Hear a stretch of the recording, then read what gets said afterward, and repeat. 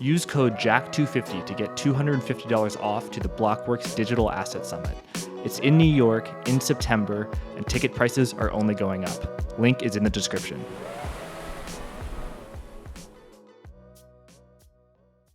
It is my pleasure to welcome Jeffrey Sherman, Chief Investment Officer of DoubleLine Capital. Jeffrey, great to have you on Forward Guidance. Yeah, thanks for having me, Jack. Jeffrey, you are the Chief Investment Officer for a very large fund that invests in mostly fixed income stuff, so bonds, some mortgages, that type of stuff. You also do equities. So I want to pick your brain. You know, there are two sort of principal risks that I think fixed income investors face. That is credit risk and interest rate risk. Now, I could give sort of the textbook definition for our viewers, but how about you give your definition? How do you view these two risks, and which do you think is a greater risk at this point in time? Yeah, I think you really distilled the fixed income market down to its principal components. I mean, that's really what it is. Whenever you enter into, or you lend someone money, you obviously have to charge them a rate that's commensurate with their creditworthiness, right? But there also just needs to be a base rate of interest as well, which we call the interest rate risk component. There's times where interest rate risk and credit risk are positively correlated, but in a lot of the cycles, they tend to be negatively correlated. And so we've lived in a world really for the last 20 years or so, coming into 2022, where roughly, you've had this really strong negative correlation between the interest rate component and the credit component. And inherently, that makes some sense, right? If you think about, when the economy is doing well, you have a Fed or, interest rate policy should be pushing upward, right? You have growth, you have, potentially some levels of inflation, and that means interest rates potentially should push higher. And in that environment, probably, there's money going around and people are looking for opportunities. And so the credit worthiness, people don't, they think about a good economy, and so they don't require a significant incremental spread for that credit risk. And so that's why spreads tend to be, the spread on credit products tend to be relatively negatively correlated. But there's also inflection points. And I think, what's different about the cycle, and now, I said 20 years going to 2022, but it really should be 20 years going to 2020. Because when interest rates get extremely low, or at least low relative to the levels of inflation, you can have a big repricing of markets. And especially when you have negative interest rates, which we'd seen in Europe for many years now. We had very low interest rates in this country. The 10-year got to this lowest level, kind of ever that we've seen, at least in the modern post-World War II era. And when you come off low levels, the 10-year and in August of 2020 got down to about 50 basis points. And, if you think about the repricing from 50 basis points and you put a credit spread on it, it's like, okay, well, if that's the risk-free rate of money, great. So we put a spread on it. So, corporate bonds should maybe yield 2%, risky corporate bonds should maybe yield 4%. It's that spread to that 50 basis points. However, once you get a repricing, and people have woke up to that in 2022, where you go from a very low level of interest rates, and all of a sudden now the risk-free rate, or, kind of the 10-year treasury I'm using here, it's not risk-free, it has interest rate risk in it. But it gets repriced like 3%. Well, do I still want to lend to a corporation at 2%? The answer is no, right? And so in that instance, it's like, okay, now 3 is a level I can get with really just locking my money up with the government. So does that tight incremental spread or the credit spread make sense? And so that's what you've seen this year in the financial markets, is that you've had both the credit risk and the interest rate risk really reset in the markets. And so you've had this period of what we call, positive correlation between spreads and interest rates. And this is, there's many cases of this throughout history. It's just over the long term, through cycles, they tend to be normally negatively correlated. But in the 90s, in the mid 90s, and you and I are probably a little too young for this, but we're all students of history, right? But in the mid 90s, bonds were horrific in the same kind of components. So that's why a lot of people compare this environment to something like 1994, because there was a big move from the Federal Reserve, and they were trying to, kind of slow down the economy. They were trying to fight some levels of inflation. And so I'd say 2022 rhymes with that period. Now, what you also saw in that period is that, stocks did bad, bonds did bad, 2022, right? And so what it is, it's that resetting of kind of what the equilibrium rate of interest rates should be. So that's the history. That's kind of the textbook and using some anecdotal evidence. But to answer your true question on which one's bigger today, I think we're at the point where they're relatively balanced. And that's because you've seen the FOMC, you've seen the Fed come out and say that at this stage, they're around the neutral rate. The problem is inflation's high. As we're recording this podcast today, right, we got the latest inflation print. It surprised a little bit to the downside. It's not that much to the downside, but the market is really welcoming it, right? Because it's the first time we've had something to celebrate about. We're celebrating an 8.5% year over year rate now, but in March, the 8.5% rate, we hated it, right? So it's funny how markets work that way. The path is what matters. And so as you think about it, the Fed's going to continue to be somewhat aggressive. They're going to continue to hike through this. So the market kind of knows that. It's looking through that. But also, I think the credit component does have some risk today. But the thing about the credit risk is that spreads have widened out to a level across most sectors of the bond market that are commensurate with that risk out there. And so the bond market has been pricing in the higher inflation rate and by extension, potentially a slowdown. There's a lot of talk of recession, in the last couple of months. I think some of that talk has cooled. I know your bears out there will continue to say it. I don't believe we're currently in a recession. I mean, you can't print 500,000 jobs in a month and tell me that the labor market's challenged right now, plus wage growth and those likes. So I think the risks are relatively balanced. So what that means is, as someone who's trying to construct a portfolio, I think you want to own both of those risks, right? I think you want to use them and you understand that, yeah, if rates move up, let's say another 100 basis points, spreads will come under pressure. But at this level now, you're buying assets to where they have enough yield within them that you can stomach some of that price volatility. So said differently, and one thing that we've talked about a lot at DoubleLine is what you can compare the yield relative to the duration, right? And so it's kind of like a way of thinking about a Sharpe ratio. So if you think about a Sharpe ratio, it's the return divided by the risk. And again, duration doesn't encompass all the risk, but if I think about forward-looking return, yield is one place to start. You can penalize it for defaults and things like that. You can put on your interest rate expectation, but yield is kind of what you get if you hold to maturity and it doesn't default. And then you can divide it by the duration. And today in the market, you're finding that there's a better balance of that. And so what I like to say is when yields are high, you can make a lot of price mistakes and you don't see it as much. Do you care if a bond has a bid offer of 20 basis points when it yields 10?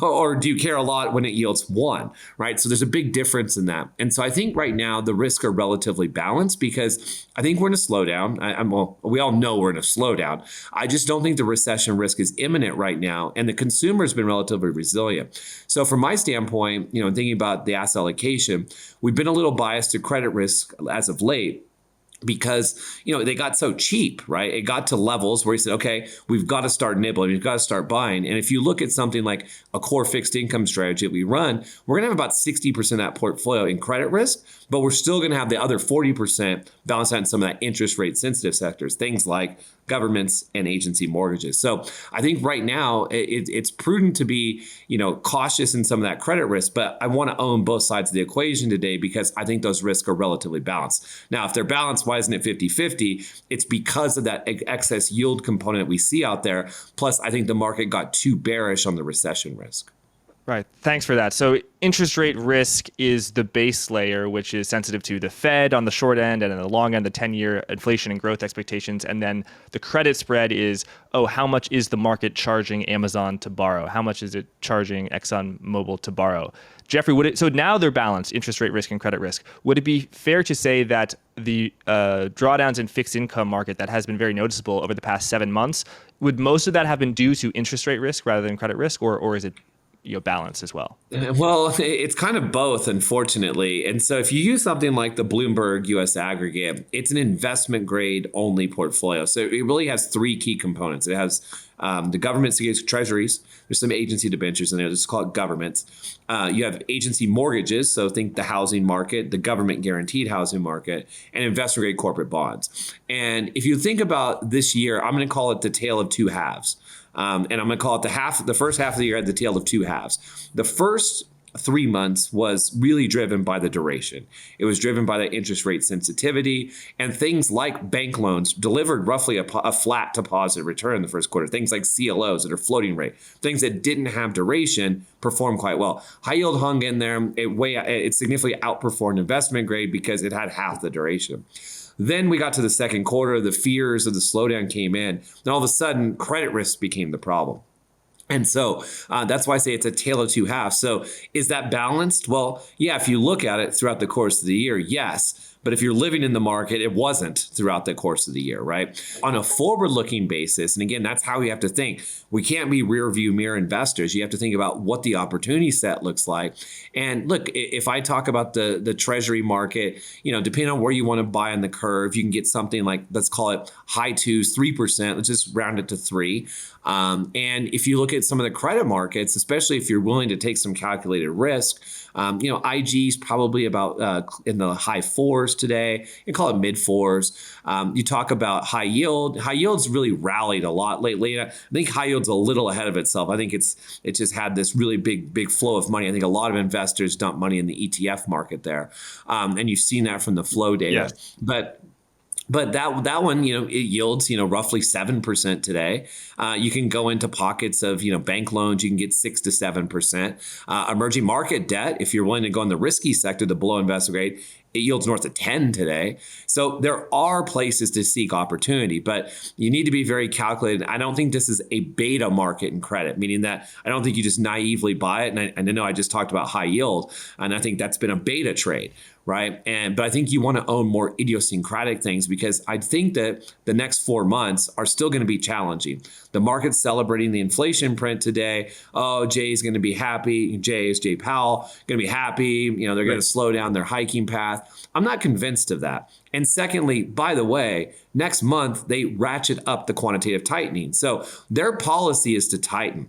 And I think there's one thing that I observed in the last 2 weeks, Jack, that I think is very important for your listeners, is that the market interpreted the FOMC meeting 2 weeks ago as extremely dovish, right? Because Jay said they're near, they're probably around neutral. It's been unusual hikes. We won't be as unusual. We could be, but the market interpreted that as being somewhat dovish. And, you could read it a little bit, but it wasn't that dovish. It was neutral at best. There were some hawkish things there because he's like, we'll still fight inflation. Rates rallied pretty significantly over the next 3 days, or including the FOMC day and the rest of that week. All of a sudden, you had the 2-year down like 275, 10's got like 252. And guess what happened? Fed governors came out of the woodwork. Right? They came out, Mary Daly, who's not usually out there, she's a centrist and somewhat, does very hawkish rhetoric. You had someone like Mester, she came out and she's like, we may have to go above 4. So all of a sudden, what you saw there is that the bond market was flying in the face of the Fed's objective. Remember, the Fed is trying to tighten policy. By the market bidding rates so well and bringing rates down, all of a sudden now you've got an easing of conditions. Spreads are coming in, rates are coming down, and the Fed said, wait a second, this is not what we want. So I think you've got to be very careful on some of these rate rallies. You've got to watch the Fed governors come out and jawbone, and they're jawboning because they want tighter policy. They're still hiking rates. That's a tightening of policy. They're going to ratchet up the QE next month. That's a tighter policy, and which that means there should be more volatility. Sorry, Yeah, QT is quantitative tightening. Yeah, and so we've started that. They're due 45 billion, or they're targeting 45 billion a month right now of unwinded the balance sheet, and it goes to 90. I'm sorry, it's 47.5. It goes to 95 billion starting next month. So things don't get easier in the financial markets. And so I think we're just in a choppy environment until inflation gets contained. I think we're somewhat rage bound, but I think the front of the curve is a little dangerous. Now, people got excited about, I can buy 1-year T-bills at 320. This looks great. But also, I think the Fed gets there pretty quickly. And the market price is in kind of the by early next year, we're at 3.5 on Fed funds rate. So, does that sound like a great trade? Well, it's not bad. Inflation's probably going to curtail itself in the next couple of years. But so a 2-year Treasury at 320, Yeah, you can see that, but there's also risk to that because if the Fed pushes higher, the 2-year probably needs to be closer to 4% than the low threes it's at today. So I just think that we're not out of the woods on that. But also, so you take that, then you say, okay, what does that imply about tens? Well, historically, the 2s-10 spread when it inverts, if you look at kind of some of the recessions, like in the tech crisis in the 2000s, 2s-10s got to about minus 50. I think it's minus 52 or something. We got close to that yesterday. We're at minus 40 today. But I think that's roughly where we go. It's minus 50. So that means it brings the whole curve with it. Maybe because of the inflation fighting, the market thinks it's more transitory. And ultimately, maybe it goes to 70. But, if we're talking 375, that still says the 10-year should be north of 3. So we'll have to see. That's why I like to have a balanced portfolio right now. But also with some of this risk rally, we're kind of fading a little bit of it and kind of getting rid of a little bit of that credit risk at the margin. Jeffrey, there's this perception out there in the market that the stock market, that's a bunch of speculators. Apple goes from 140 to 150. All these stocks go up and down for no rhyme or reason. But the bond market, that is a sanctuary for scholars. And the bond market is a truth. The bond market can snuff out future economic conditions so that, with the yield curve inverts, that's a sign that a recession is on the horizon. And the track record is actually quite good. How much faith or how much credence do you give the bond market? When the yield curve is inverted, is that surely something you pay attention to, but is it something that you say, oh, the bond market is telling me something, or do you just view it as there's buyers and there's sellers and this is what the price is? Yeah, well, it's always the latter, buyers and sellers, and that's the price. And I like that you think we're a bunch of scholars in the bond market. So I'll tell my mom about that. She'll be very happy that I work with a bunch of scholars.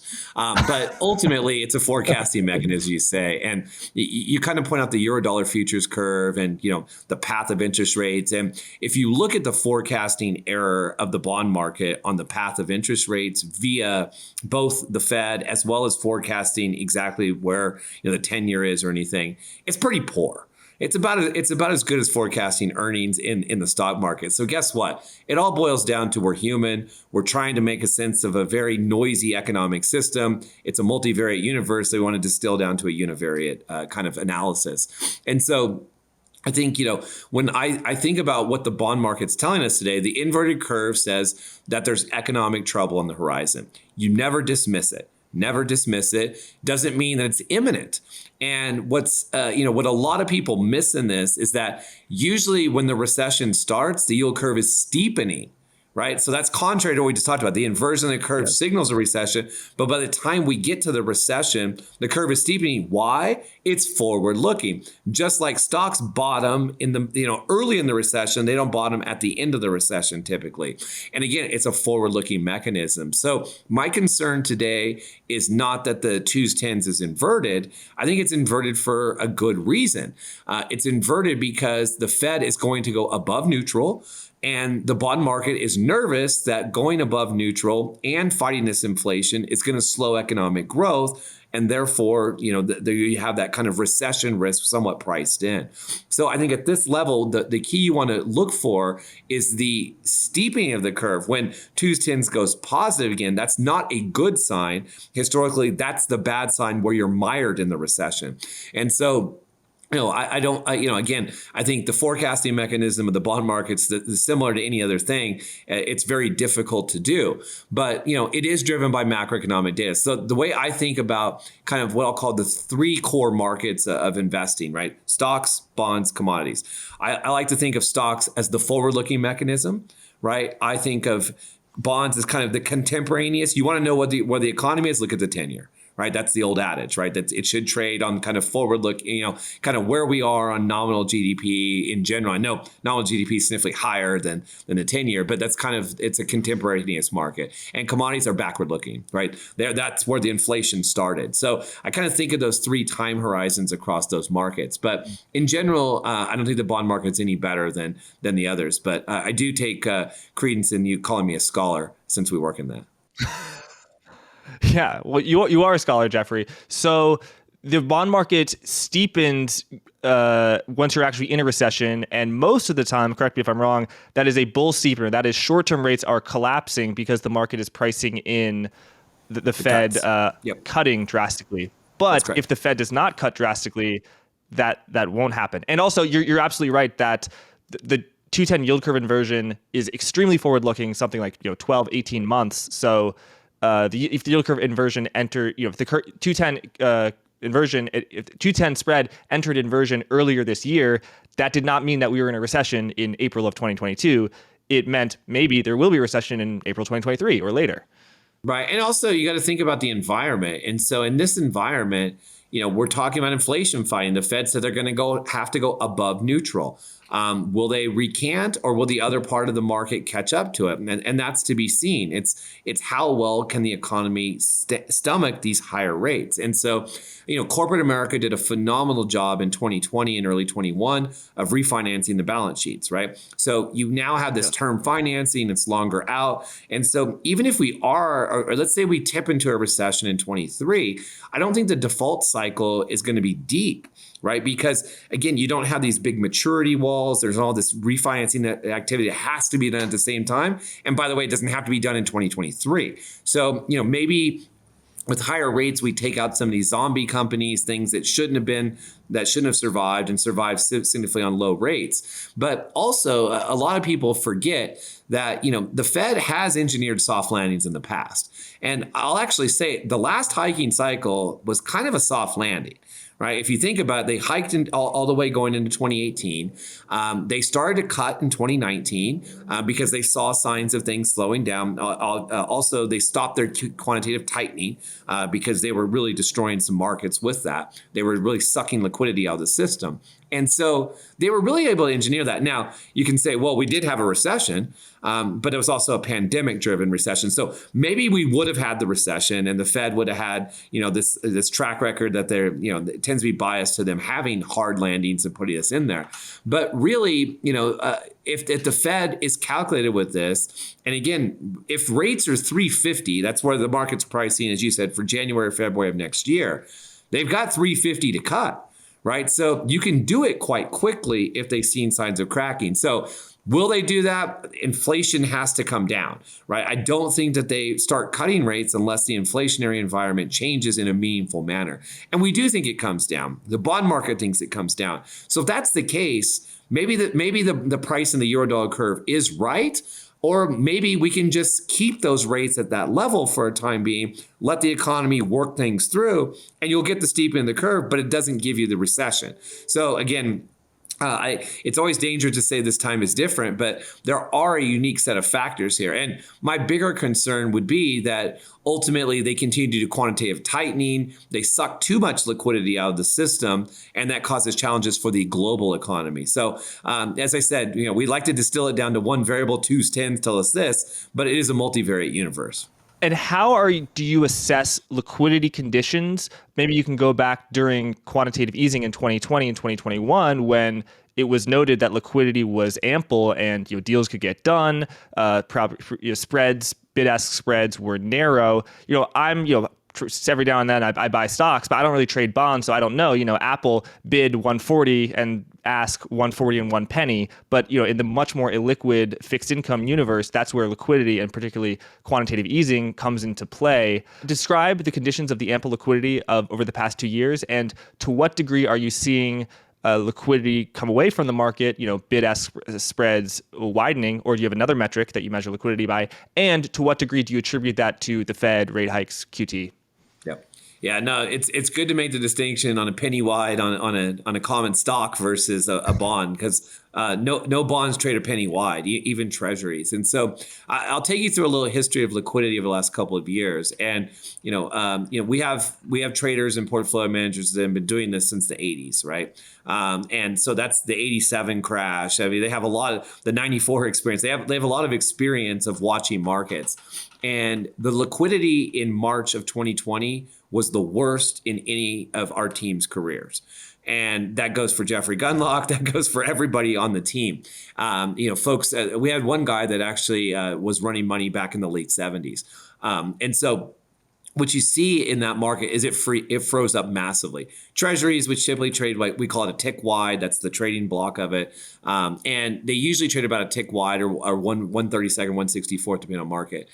So they're very tight in general. And what you found is things that were off the run securities wouldn't even trade. So you're talking about the 9.5-year Treasury won't trade because no one wants to trade it. And if it did, it was 4 points wide. Right. So you're talking pennies in the market. We're talking about percentages on the what's perceived to be the most liquid part of the market. So there was a problem. There was a massive problem in the market. Some of this has to do with regulation. Some of this has to do with dealer balance sheets, dealers not wanting to take risks. It also has to do with everybody on one side of trade. Everybody was selling anything you can. Sell your house, sell your kids, sell whatever you can sell. We got to raise the money right now. And so that was a very dire situation. There's a reason the Fed cut quickly. They stepped in. Now, the way they did it, we can argue the legalities of it. Should they have bought corporate bonds? I mean, investors now think that the Fed, the next time there's a problem, they're going to buy corporate bonds. We hear that from institutional investors. We have a client that told us that, well, why should I buy this other stuff? The Fed's just going to support this. And this is like last week they said that. So why I point that out is that liquidity conditions have changed over time. The less propensity to risk, some of it's regulation out there, and dealers never have stepped in crisis. So that's kind of a bad example. But you mentioned the ample liquidity, flooding the market with newfound cash, buying securities, driving rates down. The spending spree that the fiscal authorities did, and look, they gave it to corporate America. We all harp on the inflation coming through, the consumer, and the free money, no one wants to work. There's those old sayings there. But we sent it through corporate America. That's where the handouts really were. And, it supported the system. Now, liquidity conditions have dried up again. They're not 2020 levels. Liquidity has been pretty poor this year, but that's what happens in a one direction market, especially when it's selling. And so what I've witnessed in the market this year is that you have fixed income selling, you have equity selling. There's not a lot of buying. Right? There hasn't been. I mean, now in this last rally, you've seen some flows come back a little bit. And so it's like, well, where's the money going? Is it going to cash? I think it's going to spending. I think people are doing the revenge travel. You hear about, they're going out and spending money and they're saying, look, I've been cooped up for a couple of years. So that's not tenable in the long run, but that's actually what's supporting our economy right now. So why did I bring that up? Well, I think that liquidity's been somewhat poor because it's a one direction market. And when it's a one direction market, no one wants to be on the other side of that. Right. And so you need two-way flow for liquidity to come back. And, when we talk about liquidity, I'm also talking about financial conditions. And so the bid offer spread was wider probably than comparing today to, let's say, 2 months ago. Bid offer was significantly wider a couple months ago because, again, you're seeing two-way flow into the market. But again, if we're talking about a bond, if it's half a point wide and it has an $80 price, who cares? Right? The yield to maturity on a 5-year bond, if it's a half a point, it's 10 bips. Like, it doesn't really matter. Right. And over a period of time. So ultimately, I think that the liquidity isn't there because the money isn't there. Right. And then you have the Fed's going to tighten on the other side about, essentially putting more supply of securities into the marketplace. So that just creates competition. Right. So if the Fed is, and the Fed's not really selling securities, right? They roll off the balance sheet, their treasuries, they roll off, right? So they mature, which means the government has to refinance them because we don't have any money, right? We borrow money. So to pay down the treasury, we issue a new security, but the Fed doesn't buy it. So that's new supply into the marketplace. So supply and demand remains constant, supply should push the price down, should push yields up. So I think part of that is liquidity, is that there's uncertainty, and that leads to these kind of bouts of illiquidity in the marketplace. And so nothing compares to 2020, but you're starting to see a little more two-way flow in the market because you've seen some stabilization in rates. You've seen stabilization in spreads. And usually you don't see a bottom until you get what we call a washout event. Usually you have a fund blow up, or, I thought maybe some of these crypto cracks were some of those events, but it didn't seem to have a lot of pain in the marketplace. Usually markets bottom in a recession area at max pain. Think the Lehman events, think about how that trickled over. And so you haven't really seen that. So although this has been an ugly market, it's been somewhat orderly. right? But you Yes. couldn't do size even if you wanted to buy it. You couldn't go out and buy 50 million blocks of bonds in most markets because it just wasn't there. And also, no one wanted to sell it to you. Right? We're all saying, well, we like the yield. I don't want to go out and sell it. And we're forced to sell sometimes under that condition. And so I think thematically, you've seen fixed income managers also carry cash this year because, again, we've all had redemptions. We all kind of think rates are kind of moving around. We think spreads need to move around. And so I think you're starting to see more balance in there. And so, again, we're seeing investors come back. Institutional investors are trying to, meet their targets more now with fixed income. And so in general, I think liquidity is okay. But again, high yield bonds never trade a penny wide.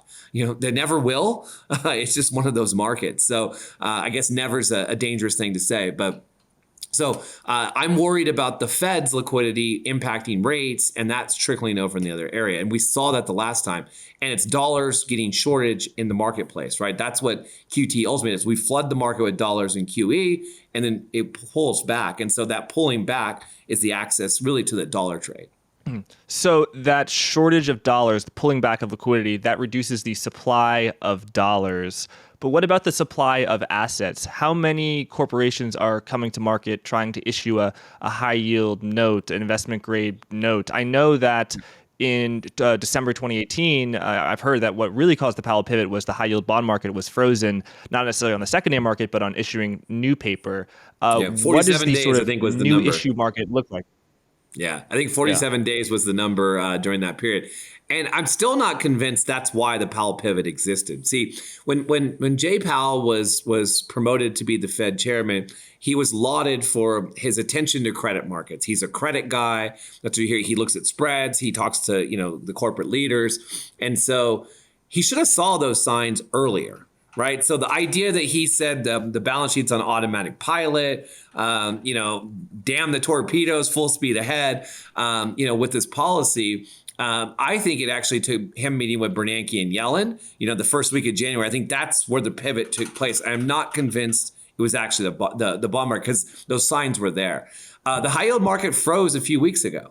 Right. And again, that's kind of where the lows were again. Right. There's no issuance. This happens when you get big moves in rates or just borrowing costs. Right. It can be rate driven or spread driven. So we saw that. Good news is, Jack, the high yield market's open on new issue again. Right. And so you're going to go through these periods. Some of them are seasonal. There's other pockets like securitized credit where, just deals get done at certain times of the year as well. So I do credit Jay Powell for navigating this environment. He gets a lot of criticism. We've been Fed critics. I think he's done a good job this year. I mean, think about it. When Yellen first raised rates back in 2016, right? And then we got to the end of that hiking cycle, they got to roughly where we are today. And it took them almost 4 years. It took them, 3 years to get there. We did that in like 4 months. 5 months, right? From the hiking cycle, from May to now, it's like 5 months. So, I mean, give the man some credit. I mean, he had the fortitude to push forward with this, and we've gotten to around neutral much quicker than we did in other cycles. So, I think he deserves credit. He's learned how to talk at the press conference. One of these things you got to learn on the fly of the job. I couldn't be the Fed chairman. I'm going to say something stupid up there too, right? So, it's that thing, and people don't parse my words. Everything that man said is overly scrutinized, right? So I think he's learned on the job. He's doing a good job. Look, they're in uncharted territory. He did a mea culpa as well. I think that's what the market liked as well. He did that mea culpa and say, ultimately, we were wrong on inflation. The humility is important here, right? Because we've seen the hubris of the bankers saying they can do this for the last 12 years, that we're masters of the universe. We know the best. And I think that there's a lot to be said about that. So as you look at, the policies, it's not just, the interest rate policy. We rely heavily on forward guidance today. And Jay pulling that back, to me, saying there is no forward guidance, the market celebrated because it's like, okay, we're not on a set path. That's good.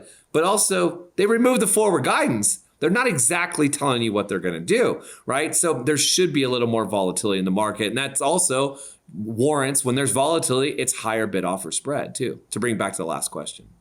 Right.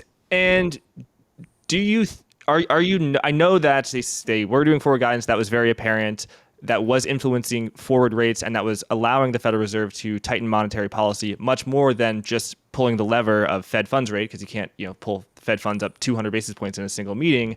Well, Now you they're can. saying that they're Other not banks doing do it, forward Jack. guidance. Other banks do it. They're just called emerging markets, but other banks do it. Fair. Yeah. Fair. An excellent point. Yeah, the Fed does not do that.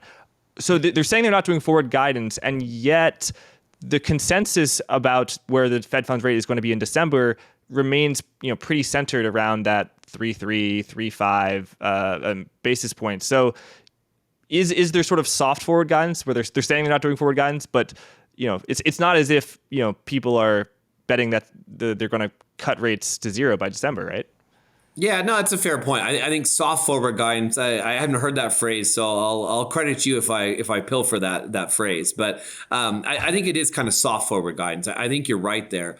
But you said, I'm going to come back to that. They don't hike 200 basis points, and we had we had our investment team meeting, and I'm talking to all the heads of the various areas. And we're talking about Fed policy. This was in March, and they went the whopping 25 basis points. And our Treasury portfolio manager, who's been doing this for almost 40 years now, he said, "Man, 25." And then we got the 50, and he was like, "Man, Greenspan would have just done 100 intra meeting," and he freaked out our younger staff, right? Younger staff being people in their 30s and 40s, right? Like, what do you mean? They don't remember that kind of stuff, right? And the Fed used to just hike.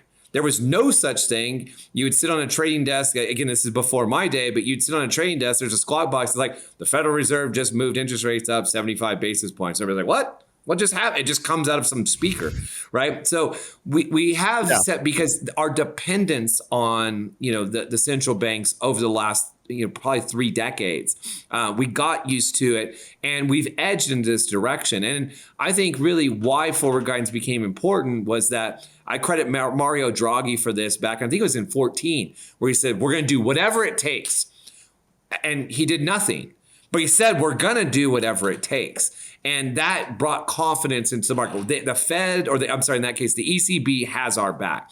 And right now, I don't think the Fed has your back.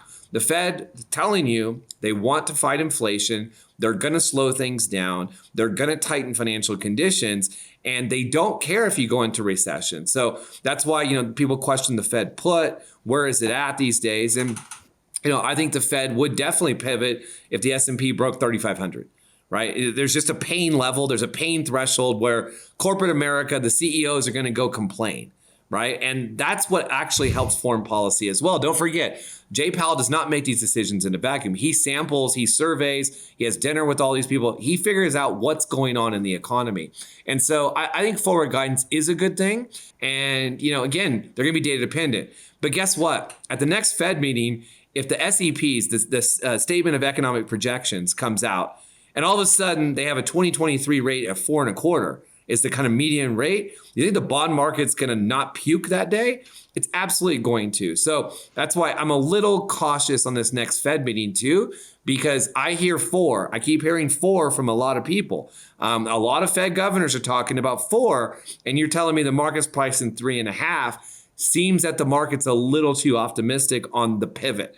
And again, the economic data has been strong. Yes, GDP was weak. Consumption inside of there was positive, and people will rail me for that. Well, the rest of it was negative. Doesn't matter. This is a big economy. The jobs market has been strong. Household survey, the established report, very strong jobs numbers. Wage growth is there. The job composition was higher end wages. I mean, it's hard to really say that we can't take this interest rate level. Now, the bad news, Jack, is that monetary policy operates with the lag. So these hikes that we've seen aren't necessarily in the economy completely yet. But, at some point, you're going to pull, you mentioned asset prices. Well, people will also say, you know what? Why do I need to take risk when my money market pays me 3.5? right? That's also the plan of the Fed, right? Pull money away from that, make people save money and less speculation. So I think that it's still going to be a challenge the rest of the year. I don't think we're out of the woods yet. And I just think that, there's going to be some trading opportunities out there in the marketplace. And you're seeing that. You're seeing emerging market debt still trading significantly wide relative to other markets. High yield has narrowed in pretty significantly. But some of the commercial mortgage market, some of the residential mortgage market, they're still pretty wide. But also, I think because we're in a lower liquidity environment with QT coming, I think spreads should be wider. So, that's what we're cautioning our folks internally. It's like, okay, these are the widest we've seen in a while, but should they be? And the answer is probably yes. So don't get too excited, but also we got to spend some of this money we have. And so there's very ways of doing that calculated risk today.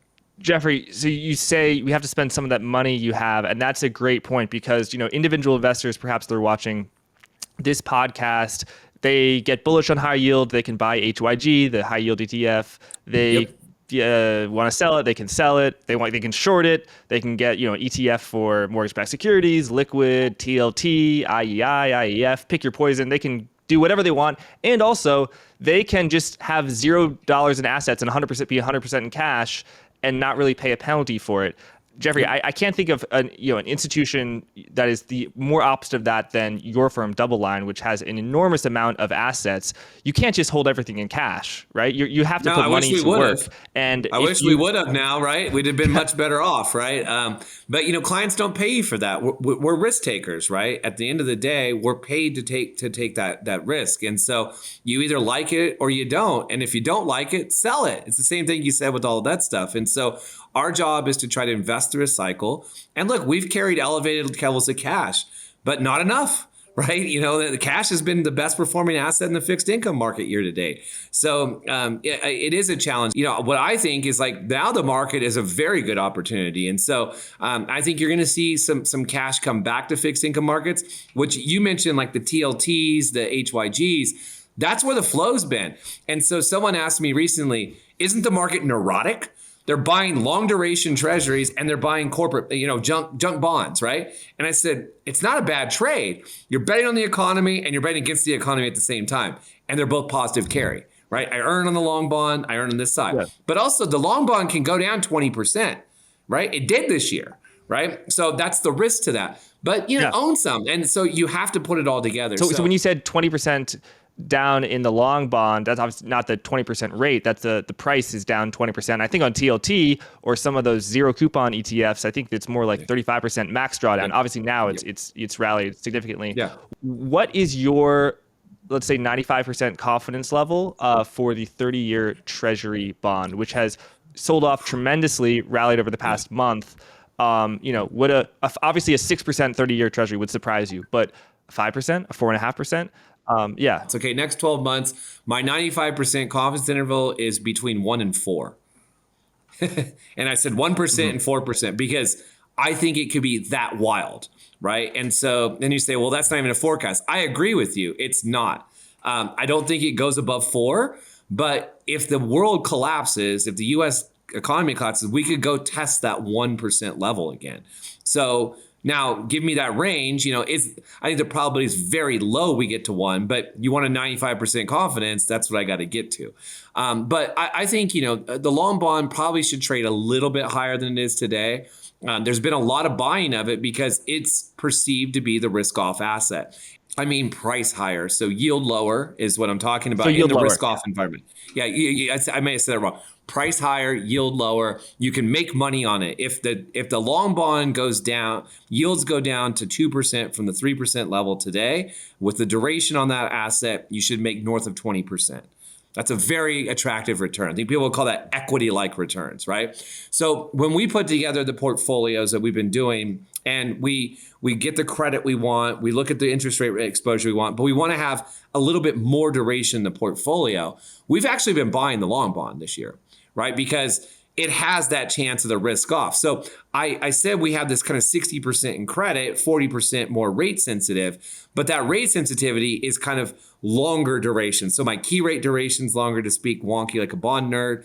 But it also has more bang for the buck if something happens. So, when you look at the asset allocation at times, people don't understand that sometimes, you'll have severe credit risk. So if I have significant credit risk, the way to offset that is that kind of long bond, or, if you do it yourself, it's the TLT. So to me, the TLT HYG trade makes sense.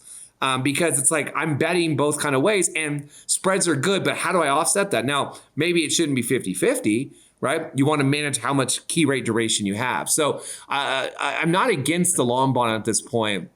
In fact, as I said, we've kind of used that to lengthen the portfolio. So even though our duration short in the market, we probably own a little more key rate duration longer, because I think the front of the curve is dangerous still. I think the market could be mispricing the Fed's behavior, and we've seen the volatility now. Look at the 2-year Treasury; it was like 275, 2 weeks ago, or like a week and a half ago, and now we got to 320 yesterday. It's rallied to 310. It's volatile. And again, the duration's not long. It has about a 1.9 year duration. It's 1.85. So you're not going to get really killed on those rate moves, but also that's the Fed policy. And so the back end has kind of been a lot more stable. And so again, probably the real range is probably between 2 and 3.5. I'll tighten that in a little bit, on the 95% confidence interval. But I think if we hit a recession, I think you're going to see the long bond get close to 2%. So you see the risk that the long bond continues to sell off as a relatively remote possibility to 4.5%, 5% because of inflation. No, I don't think it pushes up to 4.5%, 5%. I think if it does, it's going to take a couple of years. I think it's that we got through this hiking cycle. The inflation's a bit more persistent. We live in a 3.5%, 4% inflation world. If we do that for a long enough period of time, the long bond will reset. Right. It trades more nominal GDP over the long term. So, again, I think that it would take a period of time. That's why in a 12-month period, I think it has to be condensed somewhat, because I just, the bond market doesn't believe that this inflation rate is sustainable, which I agree with. But I also think we're going into a higher inflation era. We lived in a world of 2. I think the 3 is the new 2 for inflation. And we'll have to suss this out, over time. But I think you've seen wage growth. Labor's had a very powerful hand in this cycle, right? Think about you're recording, your podcast from where it is. We do this remote. It's a hybrid world. Sometimes we're in the office, sometimes we're not. And so labor has an upper hand. If you want to hire people today in finance, unless you're sitting in Midtown Manhattan or downtown or Midtown Manhattan, there's a lot of flexibility in that. If you want to hire someone, they want flexibility. Labor has the upper hand. And typically when labor hasn't had the upper hand for a while, right? Capital's had the upper hand. It's just that push-pull of labor and capital. And so the big question is, when the next recession comes, does labor still have the power? And we'll have to see. But given the employment situation, I think labor still has power, which means we still have wage pressure, which means we probably have a higher inflation rate than really what the bond market is signaling right now. And so, again, I think that means that back end could move up. But again, there's the recession risk. So that pulls yields back down. That's why it's a push and pull. Growth pulls rates down, right? Because it's going to be slower. And then inflation pushes rates back up. And that's why I think you're seeing kind of, people call it the neuroses of the market, but I think there's a lot of credence to what's happening there. Jeffrey, a lot of the assets that DoubleLine is interested in is in the mortgage market that's both guaranteed by Fannie Mae as well as the non-agency, not guaranteed. What's your outlook on the mortgage-backed market, and what are also the risks and opportunities? Like, what would have to happen for those investments to go very well? What would they have to do for you to experience losses? Yeah. Well, the agency financing is still the bulk of the financing for the mortgage market in America. So for all the criticism that Congress gives the Fed about buying agency mortgages on their balance sheet, they didn't buy agency mortgages in this cycle to support the housing market. They bought agency mortgages because they didn't want to own so much of the Treasury market, right? They have a high $7 trillion balance sheet, right? If you bought that, that's roughly, 35% of the outstanding of the Treasury market. So what they were trying to do was buy interest rate sensitive assets. And, the Ginnie Maes are explicitly guaranteed and the Fannie and the Freddies have the quasi. So they were trying to stay within that mandate and manage the interest rate component. And so they've always done it a 2-to-1 ratio, always being, QE and QE2, QE3, and what the last round we did. So the idea that they've supported the housing market, I think, is a fallacy. Now, back in 2008, they did support the housing market by doing so because it was broken, right? There was no lending in the private markets. No one wanted to underwrite credit. So they needed to get some sense in there. So they were buying these quasi-government guaranteed and government guaranteed assets to essentially drive down rates in general, right? They weren't out there saying, we want house prices up. Right. And that's what you'll hear out of Congress. Like, you created this housing bubble. Now, there is some truth to it because some of the housing strength is because of low interest rates. But I don't believe it's because they owned agency mortgages. So the system is still heavily financed by the agency side. So, again, what that means is that it just goes through those government entities. Now, when you think about the risk there, really the risk you have in today's market, if you buy securities that trade at a discount, there's not a lot of risk there. And why I say at a discount? Because if you buy bonds at a premium and they prepay too much, you get paid back at par. That can hurt your return. But now you have coupon, you have carry. A lot of these securities will trade at a discount. Right. So prepays are good. You buy something at 95, all your amortization comes in at 100. That's a good thing. And so they're on a hold to maturity basis. They don't have a lot of risk. They have interest rate sensitivity. Yes, the prepayment speeds can move back and forth. So the agency market, what happened is that this year, the agency market got pretty cheap. It was extremely rich 1 year ago. And we got to our lowest weight in agency mortgages that we had because it was rich because banks were flush with cash. When I say banks, think the investment banks, and they need to buy high quality assets. They were flooding the mortgage markets at spread relative to treasuries. The spreads, the option adjusted spread got let's call it 30 basis points. And that's historically very tight. Today, that same OAS, the option adjusted spread, is like 150. Why is it so high if it's a government guaranteed asset? There was the perception in the marketplace, at the beginning of this year, and a lot of strategists talked about it, that the Fed was going to sell mortgages. So if you sell mortgages, again, supply demand, right, it should drive the yields higher. And so what you've seen in that market is that spreads are pretty wide today. The problem that we have is that they're interest rate sensitive. So do you want to add duration today? And when we see in these spreads, we like the spread, we think they're attractive, but we want a little higher yield environment to get into. So there's something very beautiful about that market today, the way it's set up, that it's hard to, mark to market, you can lose money. But, again, it's money good, we think, over the cycle. Now, again, people don't stick with you the whole cycle, so you got to manage the mark to market, as we all know. The non-agency side, on the other hand. Right. And just a question. Sorry, just on the interest rate sensitive. So a Treasury, 10-year Treasury, the interest rate sensitivity is pretty simple. If interest rates rise, the 10-year Treasury price will go down. If interest rates fall, the 10-year Treasury price will go up. However, it's a little more complicated with mortgages, right? Because explain that. If interest rates go up, refinancing people don't refinance, so it's complicated. As you can tell, I don't get it. It's very complicated, and as you just said, people don't refinance. That's not true. Some people do refinance. Some people have a life event; they need some cash. They're going to refinance. The house is worth a lot more. You can cash out a little bit sometimes. Also, people move. Right. There's also what we call the 3Ds of the housing market. There's death, destruction, and divorce. Right. They cause you to sell an asset. Right. And so you sell the asset, you pay off the mortgage. Right. So that's a prepayment. So it is complicated. But at the end of it, you can just think of it as like it's an interest rate sensitive asset. You've got to manage what we call the convexity of it. Just that's how those prepayments move up and down. And, a lot of those mortgages are out of the money. They're not going to just be naturally refied because people save money. You're going to need the 3Ds to kind of kick in, plus attrition. There's also the migration of the housing market. That is one thing that people forget about. As long as the job market is robust, people move. They change locales. They leave my home state of California and they go to Texas, they go to Florida. They pay off their mortgage, they buy a new one. So that is a prepayment as well. And then some people, they just say, hey, I don't want to have this debt. I'm going to make an extra payment on my mortgage, right? So there's always some level of prepayments. They historically have never went to zero. And so again, it's complicated, but it's one of those markets that you can, if you know how to analyze it, you know how to look through it, you know how to pair it with different types of securities in there, you can do pretty well through a cycle and you can outperform the Treasury market. But you mentioned the non-agency market, and that's an interesting market because right now the non-agency market is, and these are not guaranteed. So the bondholder takes the default risk. But if you look at that market today, and let's say originations, or let's say securitizations that have come out in the last few months, those loans were seasoned 6, 9, 12 months before you put them in a securitization pool.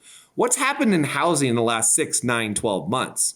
I think prices are up a little bit, right? If you look at the Case-Shiller data, it tells you 20%. So you have this embedded kind of gain in there that you can take prices resetting down and it's okay.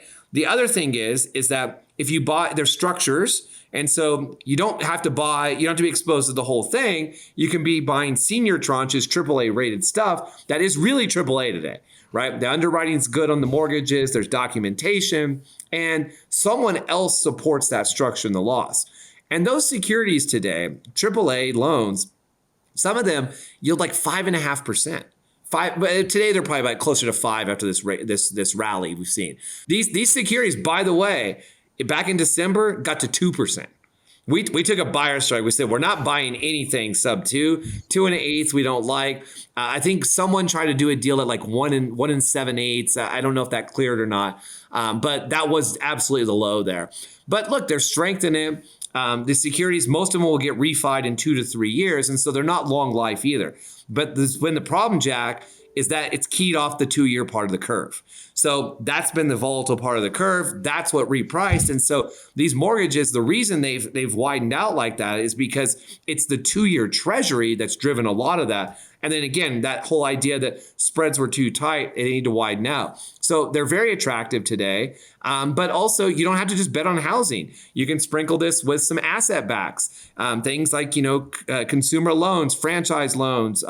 You can even go into infrastructure related product, energy. So there's all these different things in the securitized world that do have a complexity premium. You have to understand structure. You have to understand credit underwriting.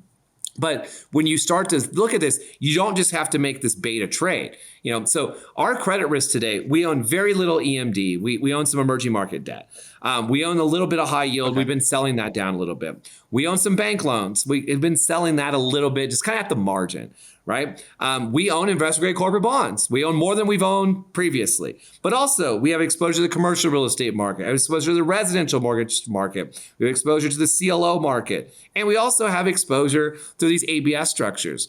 So when I think about my credit book across these products, right, our portfolio managers we are spreading our credit exposure around. And that's what you're supposed to do in markets where there's not massive dislocations. Now, I think there's a dislocation in EMD today, emerging market debt. However, I think it's warranted, right? I think the liquidity can be a problem as we go in the year. I think there's global macro risk, there's China risk, right? So that's why we haven't stepped back into that trade at this point. And look, in some of the stuff in our riskier products where we've owned it, it's like, look, the underwriting, look, these bonds now yield 20. So even if they default, not all of them are going to default. If half of them default and we get zero recovery, which usually gets something, it's still a 10 return. It's kind of hard to lose there, right? So you've already wrote it down in some of those instances. So, let's just kind of see that. Now, do you want to add here? Probably not. You want to be more calculated in because you want to try to get that 10 that you can get the 10, right? And so I think as you think about the credit markets, we love to have more diverse credit exposures. Now, credit's credit. When it widens, it widens. But if I can get different bets in different parts of the economy, I just don't have this myopic narrow trade. And so that's what we're thinking about today. So you said that you were underweight on bank loans. You're starting to sell off bank loans. I think that you did have a lot of bank loans, and bank loans are not unique, but they're special in that they have no interest rate risk, right? It's SOFR +2, LIBOR +3, right? Or not always. Well, they typically are floating rate, as you're pointing out. they have interest rate risk, but it's usually very short, right? Because they reset quarterly. And so most people think of them as having a quarter of a year duration, which in the grand scheme of things, what we're talking about is benign interest rate risk. They have spread risk, right? They have spread duration is what we call it. So even though they have no interest rate duration, they have spread duration. And that's, if spreads go out 200 basis points, it's a 5-year kind of deal, you're gonna lose, a duration of like 5 times the spread there too. So that's how you can be down 10% in bank loans, is that spread reprices as well. But the other thing about bank loans is, remember, in a rising rate environment, they're great for investors, but the company itself has to pay that loan at a higher rate. So now you've got to think about margin compression. You got to think about who has pricing power in that space. We know that there's labor and wage pressure. We know costs. You've seen the employment cost index. Benefits are costing more. So if you think about that, you want to identify companies that can withstand that. So again, we're not investing in equities where that margin is the most important thing, but you want to have a margin of safety, right? Can they withstand the storm? What can they do? What does the facility look like? What other assets do they have? And they tend to be senior in the capital structure. So, this is a part of the market that people loved because of the rising rate environment, but also when the economy looked like it was slowing significantly and there was a recession risk, they pulled back. Jeff, thank you so much for coming on. It's been an absolute pleasure. You are on my podcast, Forward Guidance, but you have your own podcast, The Sherman Show, which you had a lot of really interesting interviews with fascinating guests. And I'm actually a little bit, I have podcast jealousy, Jeffrey, because you recently interviewed Zoltan Pozar, who I've been trying to get on my podcast for a while. So I definitely recommend folks check that out. Yeah, I guess the advantage I have a big firm, and we have a lot of relationships across firms. And so, the way we got Zoltan, it wasn't that I emailed him, it's that we used our bond traders and their sales guys that we know. I have a little bit of advantage to you there, Jack, but I like the work you're doing. That's why I came on your show. So keep up the great work. And, over time, you're going to get some of those great guests too. And, this may be a low point in your podcast cycle of having me on. So I appreciate the time you spent with me today. No. This is a high point. This is a high point, Jeffrey. You are a real expert in fixed income, and there are a lot of people who they can sort of talk the talk for like 4 or 5 minutes about macro, but people who really know the bond math and know it cold and are managing lots and lots of money. Those people are hard to get, and so I'm really glad that I got the chance to talk to you. Thanks. It's a pleasure. And yeah, I guess it's been an hour now. So hopefully we still have people listening after all that wonky bond talk. So thanks again, Jack. I really enjoyed it, and good luck to you guys. Cheers. Thanks, Jeffrey. There is something that you need to be doing right now, and that is reading the Blockworks Daily newsletter. For top market insights and the latest in crypto news, you have to subscribe to the Blockworks Daily newsletter, and you can do so by clicking on the link in the description to this video or by visiting blockworks.co/newsletter.